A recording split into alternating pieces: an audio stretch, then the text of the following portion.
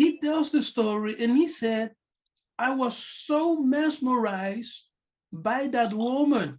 And suddenly that entity started speaking. He's observing a spirit. So that spirit started speaking to him and said, Eddie, oye binga. And Eddie said, no, Nebiote. Eddie, do you know me?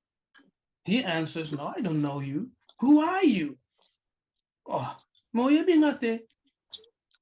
Don't you know who I am? Look very careful. So he looked carefully and he saw that she was wearing a Prada tas, a Prada bag. Prada, Gucci, all the exclusive brands. She had it on. Then this woman said to her, Kombo Nanga Ezaliwa. She said, my name is death. I am death. So Eddie said, no, that's impossible. You're too beautiful to be dead.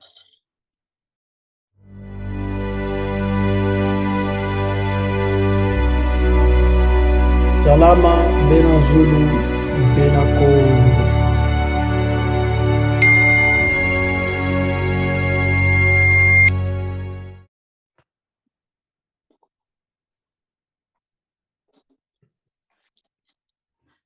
So this Congo artist told a story, and the story goes like this. As he was laying down on his bed, suddenly he felt his spirit was being pulled out of his body. So he got scared. He woke up and thought by himself, what's going on? So after staying up for a few minutes, he fell back asleep. The same thing happened. Finally, he was pulled out of his spirit, out of his body, and he was now in a spirit form. And as he looked around him, he was still in his bedroom. But suddenly, this beautiful woman appeared.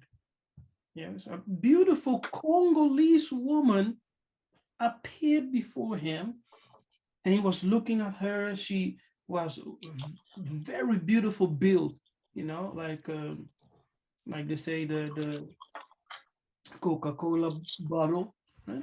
Beautiful build, kitoko. He was looking at her and he thought, oh, my goodness, what is this for kind of a woman? And that woman, pay attention, this woman had miniskirt. Yes. She had a miniskirt on, a top, and her, her very big, Congo buttocks in a miniskirt is dangerous. So his eyes was like, falling off of his sockets, right? So he tells the story and he said, I was so mesmerized by that woman. And suddenly that entity started speaking. He's observing a spirit.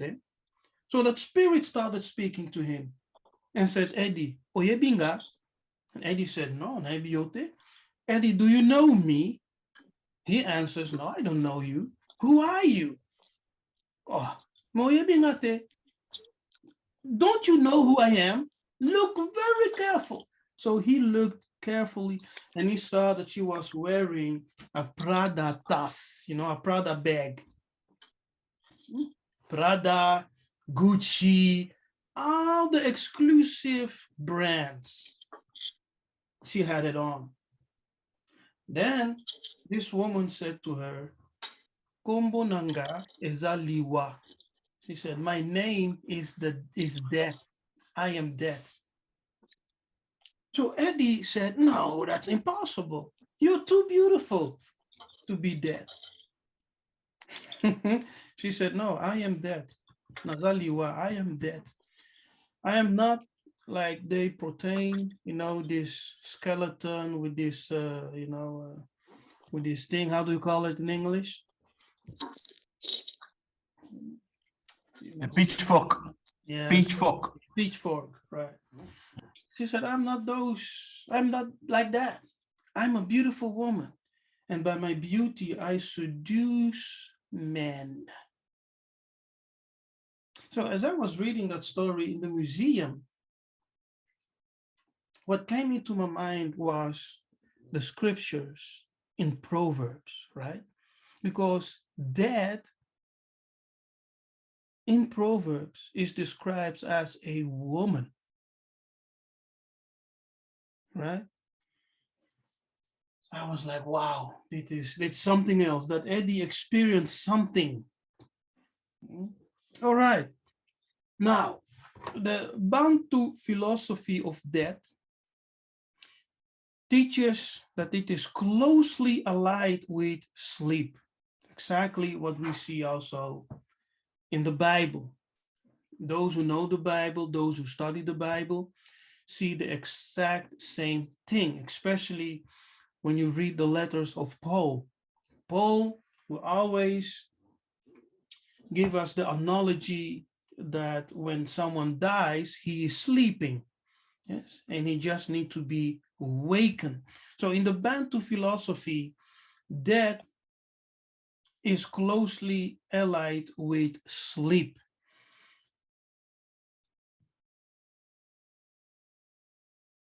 Now, when you die, your soul is extracted from the body.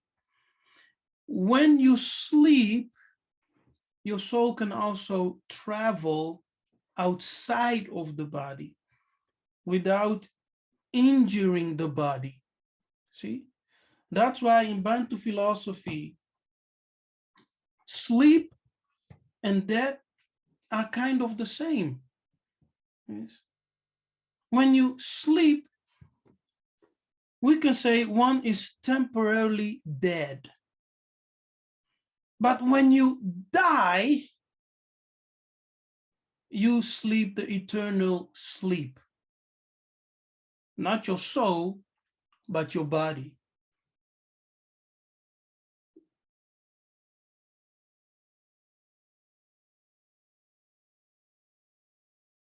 Now, they say that sleep, when you sleep,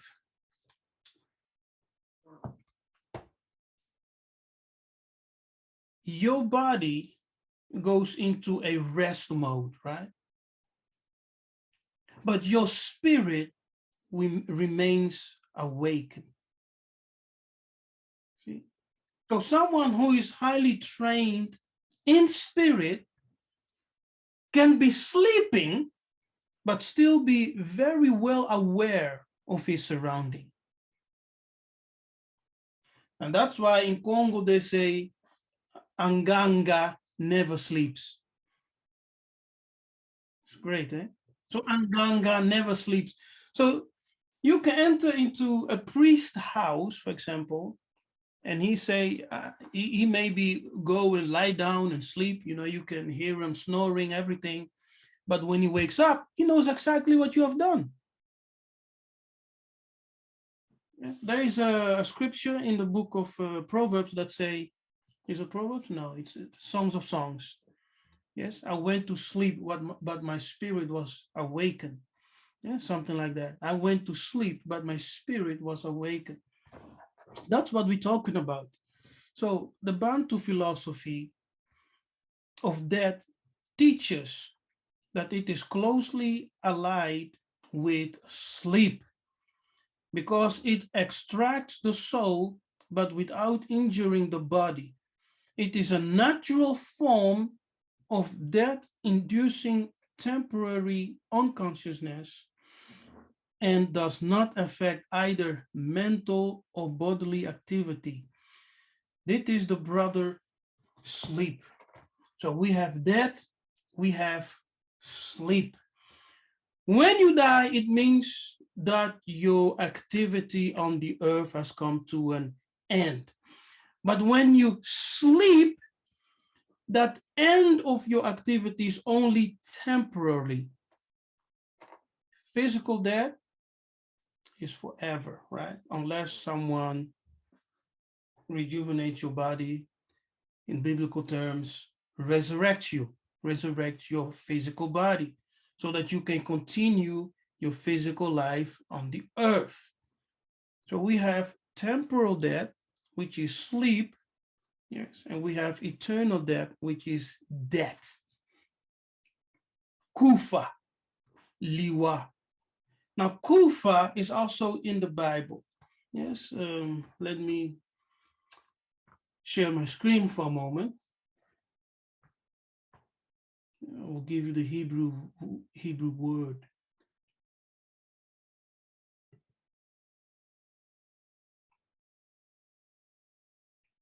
Can you all see the screen? Nganganzambi, priest of Nzambi.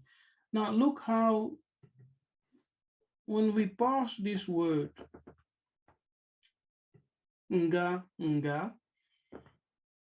you also have here nga, nu, which means garden.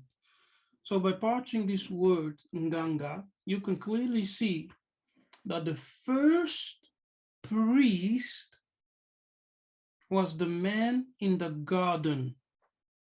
That man is Mahungu, the biblical Adam. Simply by understanding the etymology of nganga. In Bantu, most of us, when we go through the rite of initiation, for example, yeah, when you become a man or woman, whatever, or circumcision, some Bantu tribes will go into the forest. Yeah, also amongst the Congo, when in the King Pasi, when they were ready for the initiation, they will go into the forest, yes, for the rite of initiation. And the forest, or the garden place of initiation, is called Ganu, yeah, the garden. We see Adam, no? The biblical Adam, Mahungu, in the garden.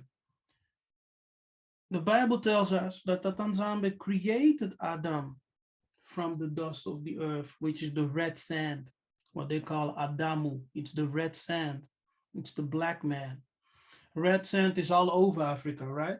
It's in Uganda, in Namibia, in Zambia, Angola, Congo, Mozambique, Kenya. It's all over Africa, red sand. That's the biblical Adamu, red sand. So he created man, and then he placed man in the garden. You see, it's the process of initiation now. What's the initiation process? He is placed in the garden and received dominion in the garden. Yes, not outside. You understand? That's the word Ganu, where he became Nganga, Nzambi, priest of God. So the first man was Nganga Nzambi, priest of God. Mahungu, a perfect man, a complete being who was manifesting the fullness of God. He was called another God self, the manifestation of the fullness of the image of Nzambi Ampungu Tulendo. And Gandu symbolizes intellect, yes, divine intellect, wisdom. But Kufa in the Hebrew, they say kafa. Yes, in the Hebrew. Let me do like this. Yes, in the Hebrew they say kafa. Nay, they say gafa with a G. Gafa. But the G is interchangeable with the K, okay, in Semitic languages. So gava can be kafa, yeah, or kufa. And kufa, as in Hebrew, means the same thing, yeah? Death, to die. Kufa. Or they say kafa. It's kufa in Kikongo, to die. Ingeta. Now the Wagogo, it's an ethnic Bantu ethnic group in Tanzania, call that little sleep.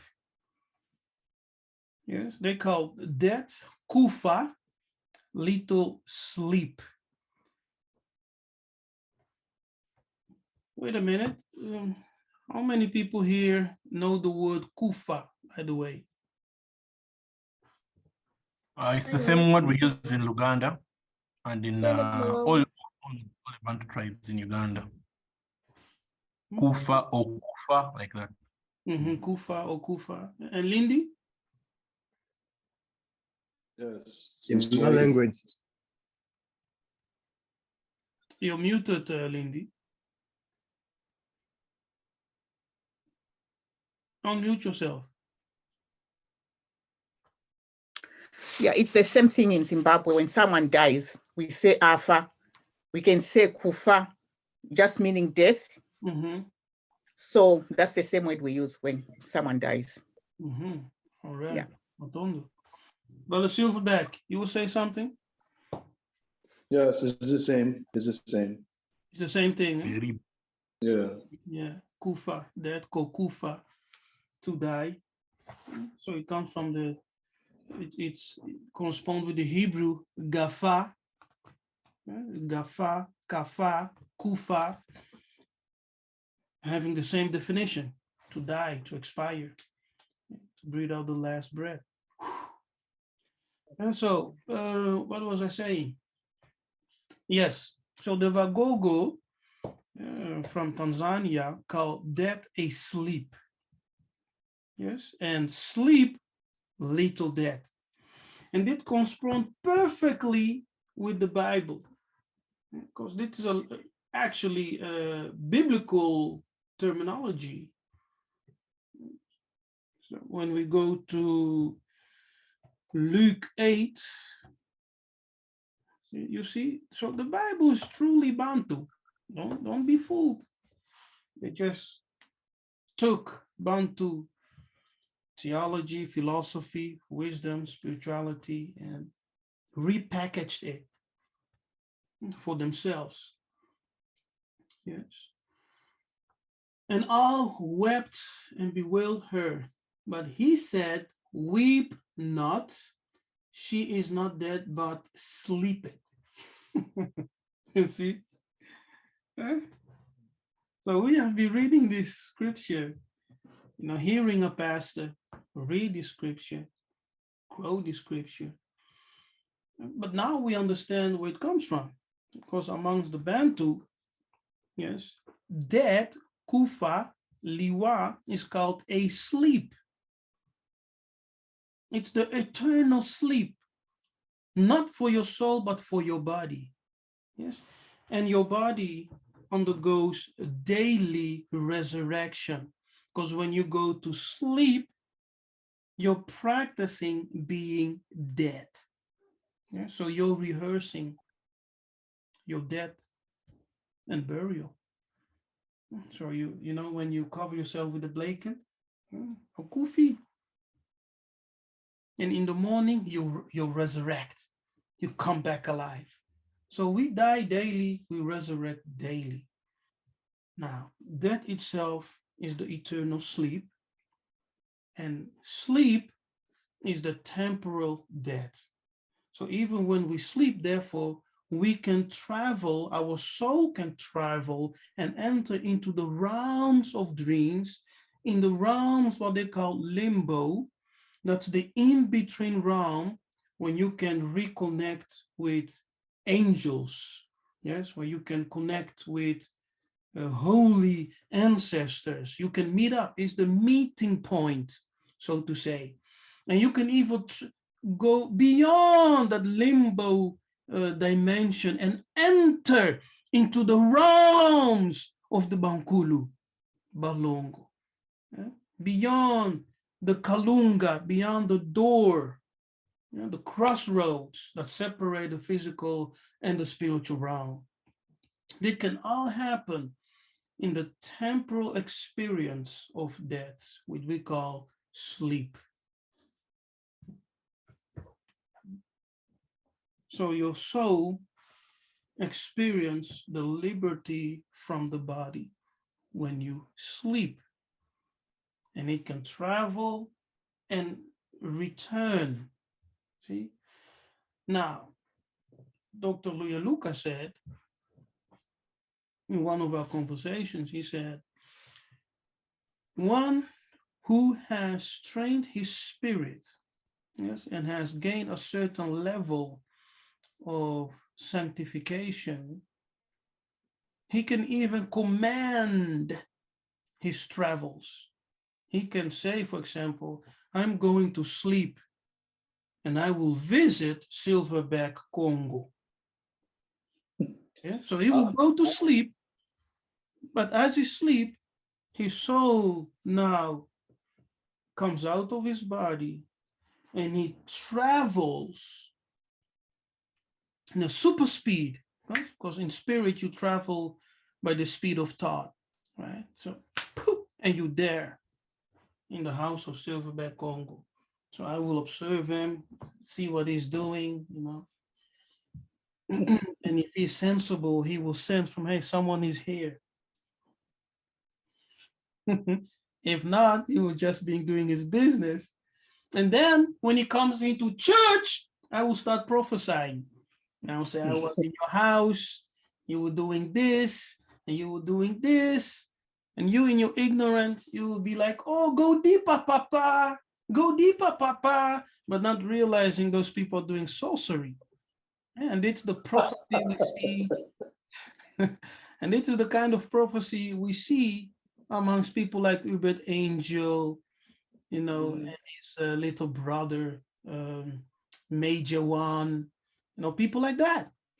Java, Passion Java, who's now doing his sorcery in United States of America. He's selling a bottle of oil, this big bottle of oil for $400, and people are buying it. You must be insane. $400. People buy it. Why? Because people love to be deceived. Okay. If I give you a prophecy telling you that I was in your house, I even opened your fridge and you have such and such objects in your fridge, how will that help you spiritually? Right? How? See? I call it bragging prophecies. It's just, but it doesn't help you. So, but one who has gained certain levels in spirit can actually say, I'm going to sleep and I will visit such and such. And I can appear in your dream, right? I can even appear in your dream and have a conversation with you in the realms of dreams. We can converse. We can actually have fellowship in the realms of dreams. Now, in Congo, when a difficult question was asked, the priest will say, I will go to sleep and see what Nzambi will say. Because going to sleep is one of the ways you receive the revelation of Zulu, even the answers from Zulu. Do you remember, for example, when King Saul was rejected? Yes, he was searching for the counsel of Nzambi, for the counsel of the priest, but he was rejected. And the Bible tells us that he searched for Nzambi using the Purim, the Urim. He searched for counsel by the prophets through prophecy. He searched for counsel through dreams. Yeah, the last one, that's what we're talking about. Through dreams. So he will force himself to go to sleep. Nothing happened. Then he came to the conclusion to use a witch for his consultation. So he went to the witch of Endor. I am not be able to receive counsel through prophecy, through the Urim, through dreams. Now you call Samuel for me. Yes. So dreams are very important. We sleep every day, right? Some of us, we just go to bed. We don't know what we have dreamed, or if you went anywhere, you just wake up the next day, right? But before you go to bed, you must always pray. Say, I am going to bed. I'm going to sleep.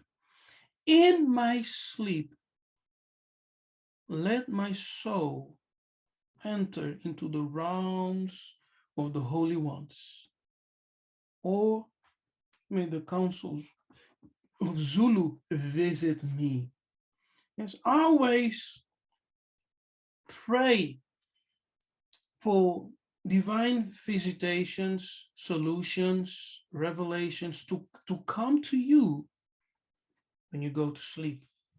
It's when you need anything, when you need solutions, when you need counsel. Don't waste your sleep. Don't waste your sleep. It's very important. Yes. Let me give you another example. When was it Balak?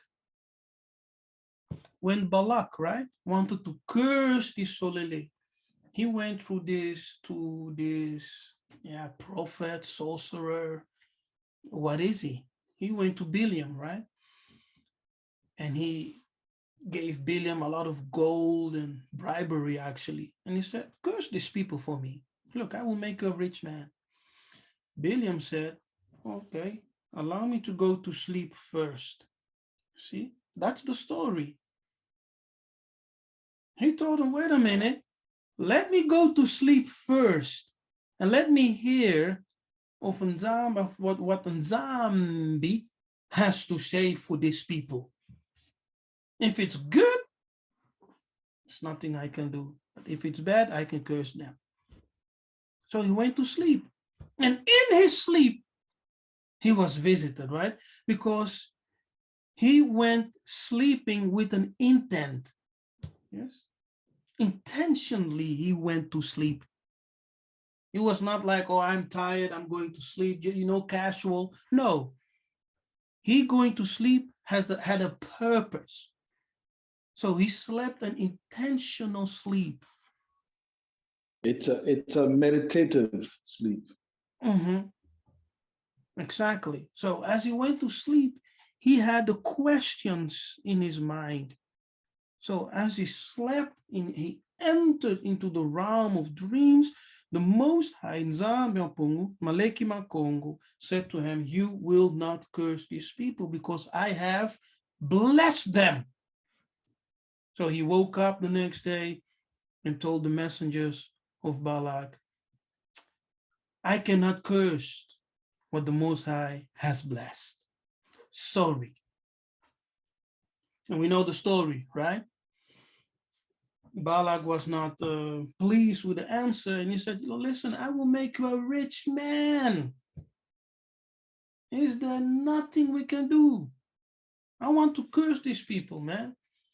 So, because of his greed, because he knew that Nzambe will not allow him to curse Isolele, he came with a scheme. He said, okay, these Congo people, they love women. So if you can, give them your daughters, let your daughters go around them and play with them, and and things will happen. So Biliam gathered all the daughters of the nations and sent them into the camps, right? And what happened?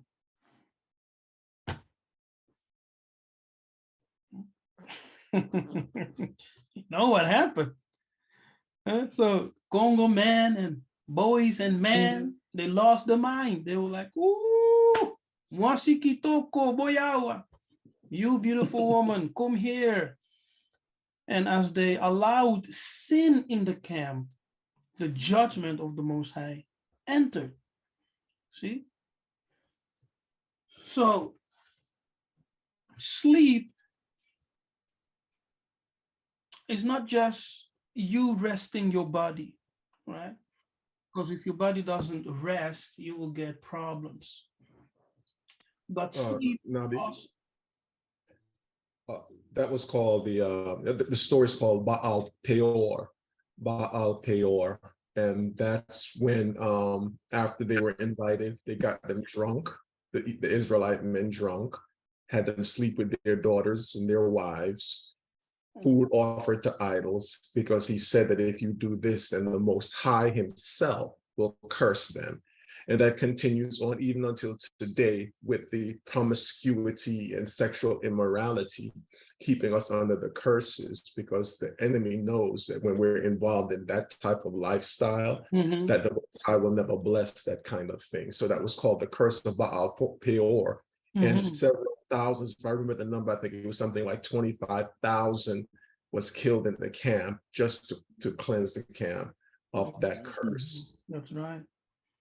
25,000 were killed, right? But is that righteousness? Because some people say the God of the Bible is a murderous entity, killing people all the time in the Old Testament, right? And when Jesus came, it was all about grace. But if we follow the story of Jesus, they killed them too. And they killed the apostles. They persecuted the first Christians and killed them too. So the story of the Bible is a lot of killing, right? Is that Congo, I ask? Because when people ask the question, is this God just killing people, orchestrating mass genocides? What do you all say? I think it's human kisi mixed with, of course, human wisdom, and then making it look like it's from the divine. Okay.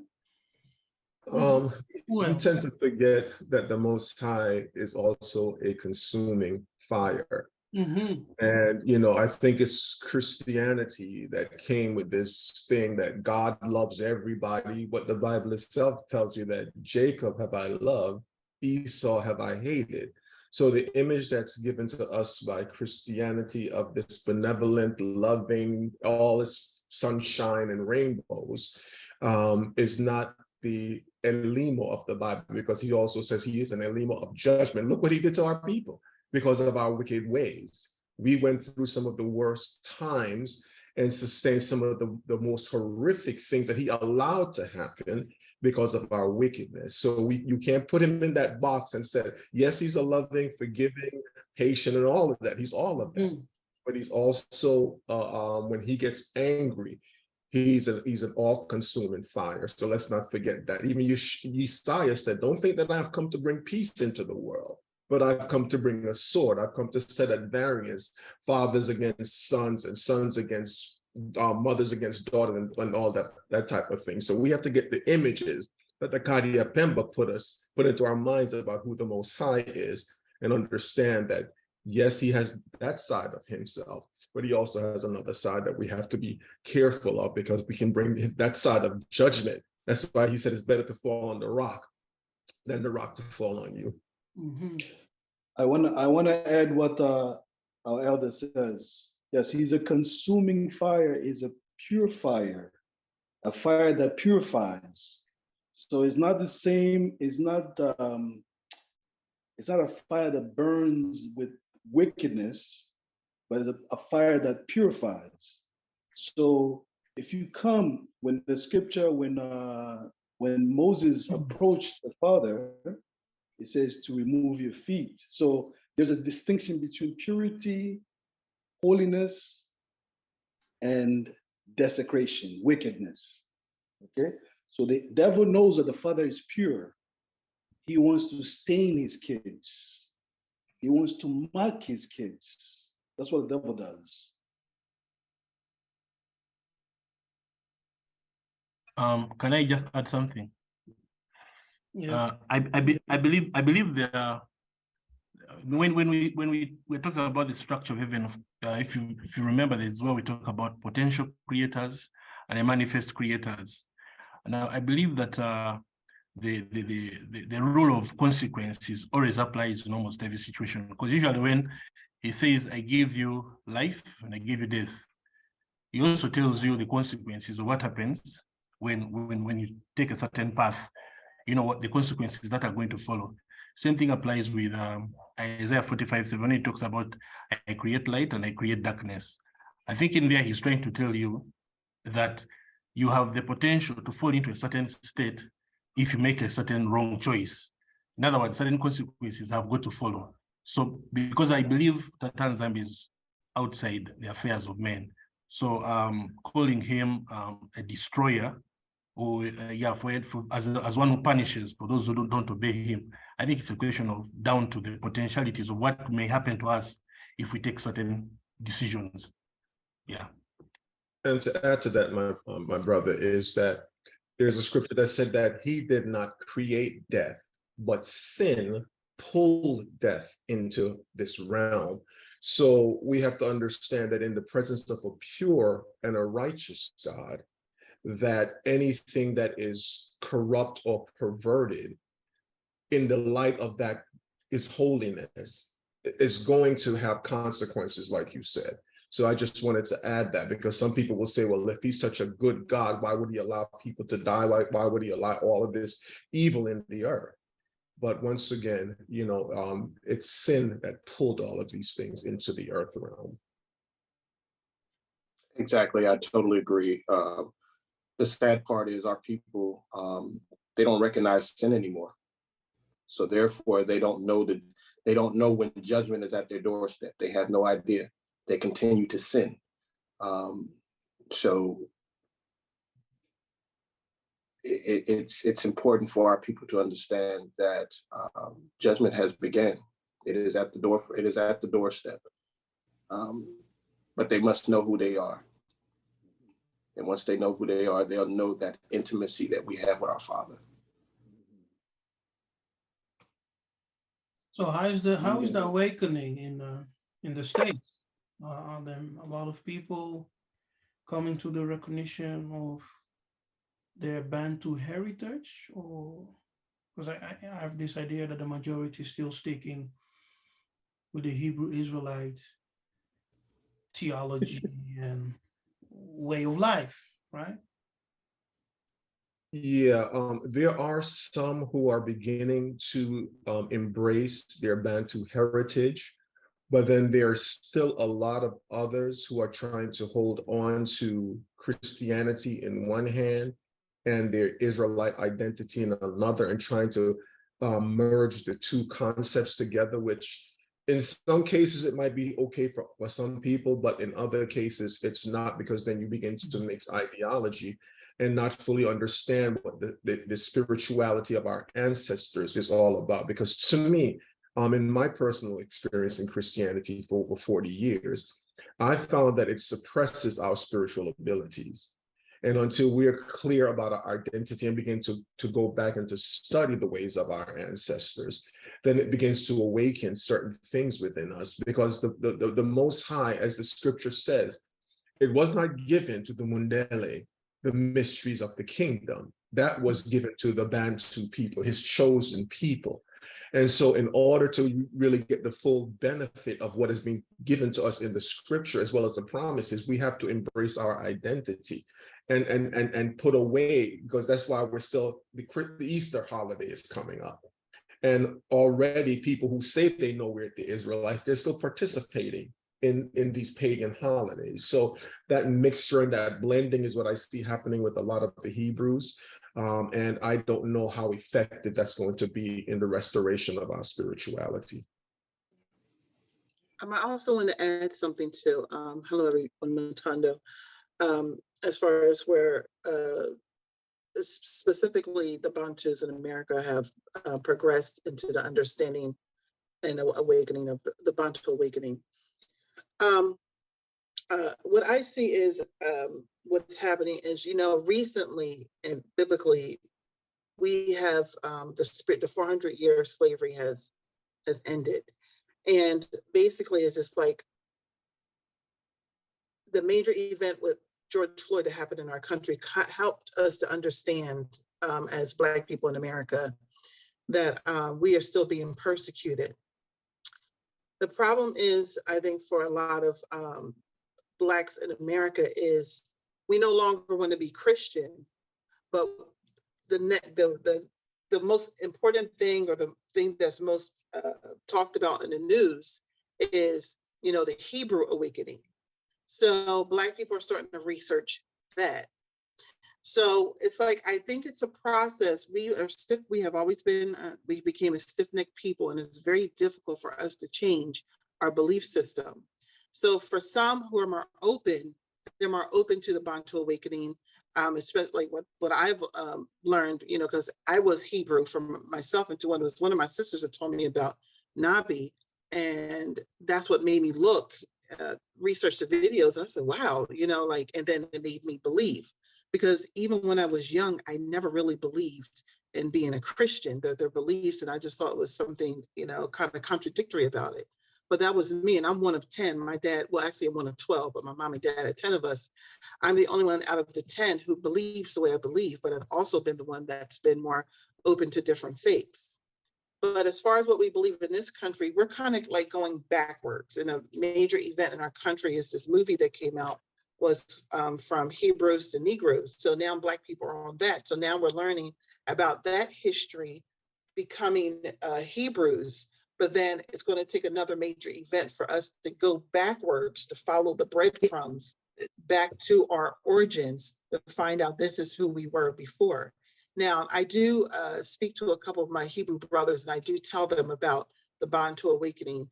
And it is a bit of a challenge for me because I am a woman, and oftentimes how men view women, like they can just follow anything, they can go back and forth, they could be flip-flop, either easily, convinced to believe something that may be false. And so it is that bit of a challenge. And there is also a challenge with the adversity between the Black man and a Black woman.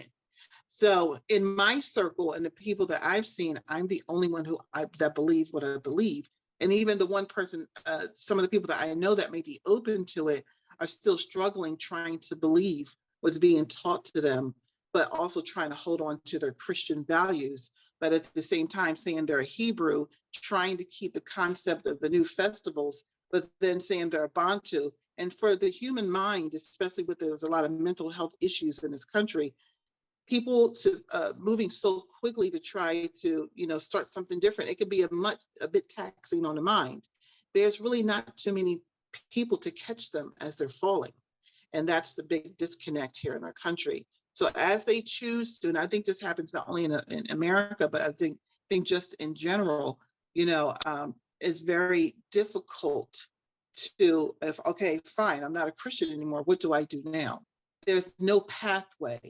And this is why it's extremely important to have more Nabi Kefases around the world, to really teach the people. But what I think a major thing we have to do is work on being financially independent, because the prophecy that was told to me before, the Most High told me that women will be the next business owners, is because we have to support people like Nabi Kefas and so forth to go out into the world.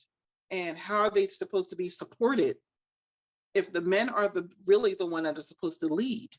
So we have to make sure we are financially stable, in a position that we are financially stable, where you can be in a platform or platforms where you can contend with people on larger scales and larger levels. So I think it's important to have your own disciples and train all of your disciples. So when you finally go out, they will be on the same accord. But financially, you also need finances too. So I think we have to understand, also coming into this awakening, but we also need finances in order to support our people. So you can't, it's just, it takes more than just coming online every, week to see you, but financially, we need to do something to really push ourselves a catalyst to push the people who are in the Bantu awakening to the forefront. Ingeta, I fully agree with everything you said. Absolutely. And Brother Kefas, I wanted to just, put a bookend on that, on the sister's comments there as well. Here in the States,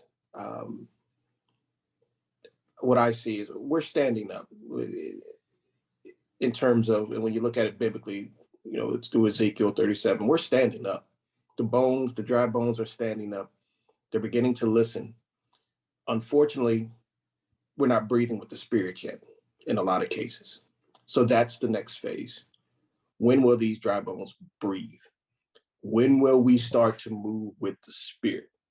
Right now, we're coming out of Christianity. They're trying to figure out the identity, and they may be aligning with different ideologies, but at some point, it's just having that connection with my Father, the Most High, and start breathing with the Spirit. Once we do that, then you'll begin to see on a global scale of who we are as a people.